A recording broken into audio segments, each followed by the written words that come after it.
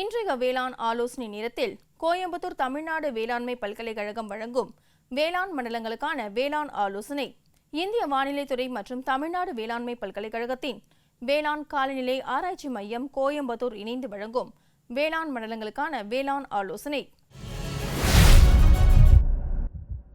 மேற்கு மண்டல விவசாயிகளுக்கான வேளாண் ஆலோசனை. வரும் 5 நாட்களில் மேற்கு மண்டலத்தின் அனைத்து மாவட்டங்களிலும் மழை எதிர்பார்க்கப்படுகிறது. காற்றின் வேகமானது மணிக்கு 4 முதல் 20 கிலோமீட்டர் வரை எதிர்பார்க்கப்படுகிறது. மண் ஈரத்தினை பொறுத்து இரவை பயிர்களுக்கு நீர் பாசனத்தை ஒத்திவைக்கவும், பயிர் கழிவு மூடாக்கிடவும், மழையினை பயன்படுத்தி சரிவுக்கு குறுக்காக மண் புரட்டி போடும் கலப்பை கொண்டு கோடை உழவினை மேற்கொள்ள அறிவுறுத்தப்படுகின்றனர். அதிகப்படியான மழை நீரினை பண்ணை குட்டைகளில் சேமிக்கலாம்.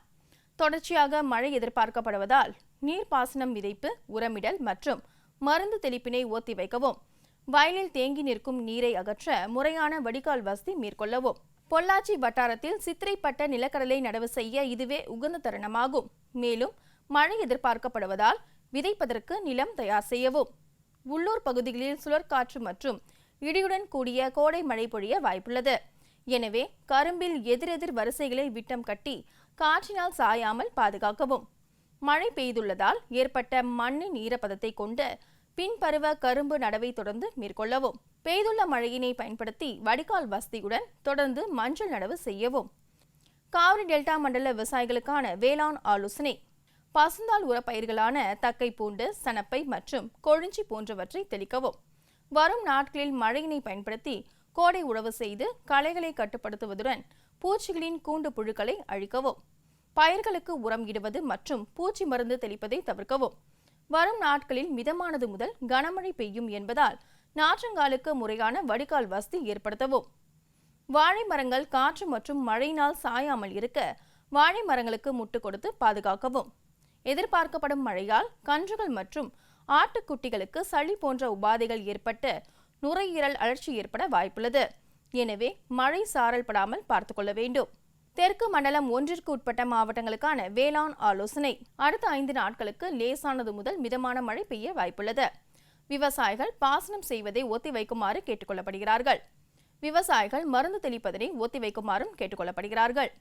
நெல்லில் நீர் தேங்குவதால் ஏற்படும் இழப்பை தவிர்க்க நீர் மட்டத்தை பராமரிக்கவும். காய்கறிகள் மழையினால் சேதமடைவதை தவிர்க்க மழைக்கு முன் அறுவடை செய்யவும். உளுந்தில் தண்ணீர் தேங்காமல் இருக்க வடிகால் வசதி அமைக்கவும். வாழை மரத்திற்கு முட்டு கொடுக்கவும், மண் அணைக்கவும் மற்றும் வரப்புகளை பராமரிக்கவும். தெற்கு மண்டலம் 2ற்கு உட்பட்ட மாவட்டங்களுக்கான வேளாண் ஆலோசனை.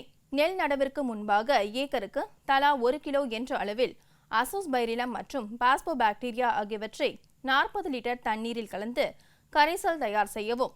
அந்த கரைசலில் நெல் நாற்றுகளின் வேர்களை 15 முதல் 30 நிமிடங்கள் நன்கு நனைத்து பின் நடவு செய்யவும். எலுமிச்சையில் காய்பிடிப்பு அதிகமாவதற்கு 10 லிட்டர் தண்ணீருக்கு 10 மில்லி என்ற அளவில் இசாபியான் மருந்து அல்லது 10 லிட்டர் தண்ணீருக்கு 10 கிராம் என்ற அளவில் அமினோ அமிலத்தை கலந்து பூக்கும் தருணத்தில் தெளிக்கவும்.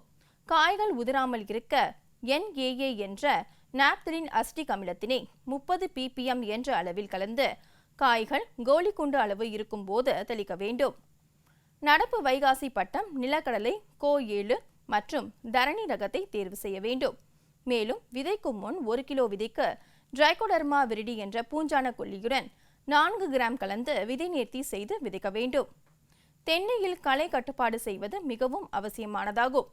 இருவிதை இலைகள், களை செடிகள் நிறைந்த தென்னந்தோப்புகளில் களை முளைப்பதற்கு முன் 1 ஏக்கருக்கு 1 கிலோ அட்ரசின் களை கொல்லியை தேவையான அளவு தண்ணீரில் கலந்து தெளித்து கட்டுப்படுத்தலாம்.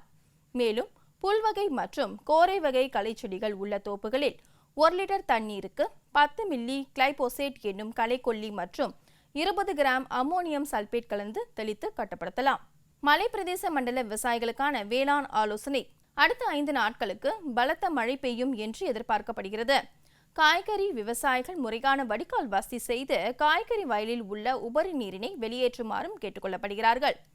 தொடர் மழையினால் ஏற்படும் நோய் தாக்குதலை தடுக்க பேசிலஸ் சப்டிலஸ் மருந்தினை 1 லிட்டர் தண்ணீருக்கு 5 கிராம் என்ற அளவில் பயன்படுத்த பரிந்துரைக்கப்படுகிறது.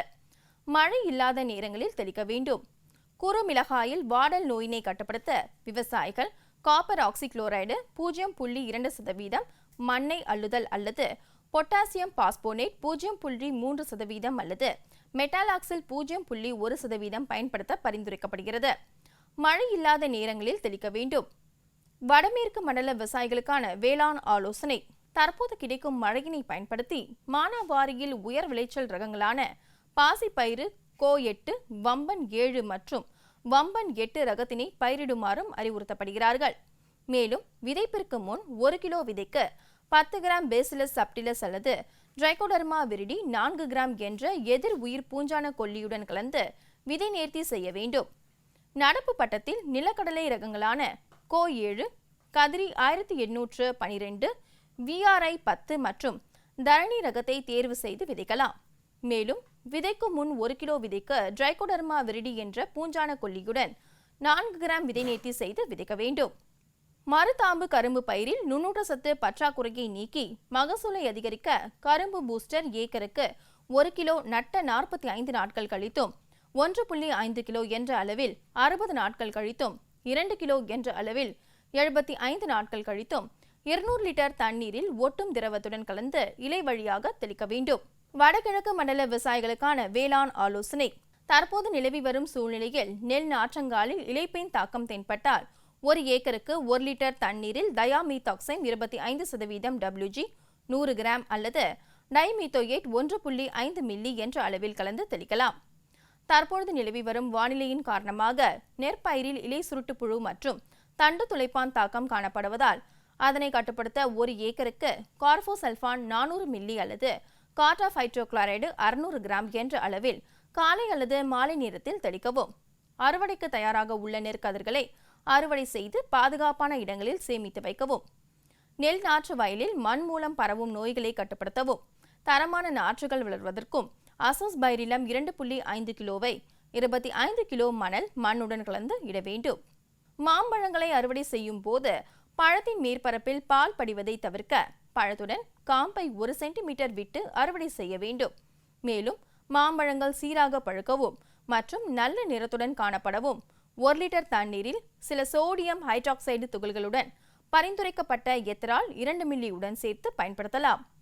செம்மறி ஆடு மற்றும் வெள்ளாடுகளுக்கு கால்நடை மருத்துவரின் பரிந்துரைப்படி குடற்புழு நீக்க மருந்தினை கொடுக்க வேண்டும். அதிக மழை பெறும் மண்டல விவசாயிகளுக்கான வேளாண் ஆலோசனை. மழை இருப்பதால் இளம் ரப்பர் பழமரங்கள் மற்றும் வாழை மரங்களில் நீர் தேங்காமல் நல்ல வடிகால் வசதி செய்ய வேண்டும். நெகிழி மழை தடுப்பான்களை மரத்தின் பால் வடியும் பகுதிக்கு மேல் பொருத்தி மழை காலத்திலும் பால் வெட்டலாம். அறுவடை செய்யப்பட்ட வாழைத்தார்களை உலர்வான இடங்களில் சேமித்து வைக்கவும். இதனால் மழையினால் ஏற்படும் நோய்களை தடுக்கலாம். மழை இருப்பதினால் பூச்சிக்கொல்லி மற்றும் களைக்கொல்லி தெளித்தல், உரமிடுதல் ஆகியவற்றினை தள்ளி போடவும். தென்னை மரங்களுக்கு உரிய வடிகால் வசதி செய்யவும். இல்லாவிடில் தொடர் மழையினால் தென்னையின் வேரை பூஞ்சான நோய் தாக்க வாய்ப்புள்ளது. நுண்ணுயிரினால் வேரழுகல் நோய் வராமல் பாதுகாக்க நல்ல வடிகால் வசதி செய்ய வேண்டும்.